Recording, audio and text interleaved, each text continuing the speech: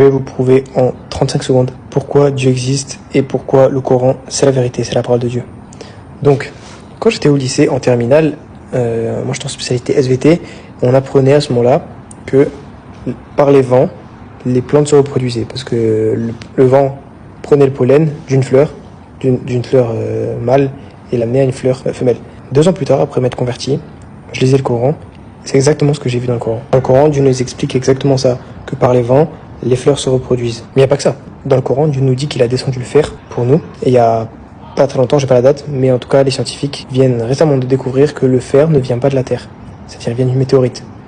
Et Dieu nous a dit qu'il a fait descendre le fer pour nous. Comment un homme illettré, il y a 1400 ans, pouvait connaître tout ça? Je suis pas en train de vous dire qu'il faut croire à l'islam aveuglément, parce que moi, je me suis converti pour une raison logique. Parce que quand même, la science prouvait ce qui a été dit dans le Coran.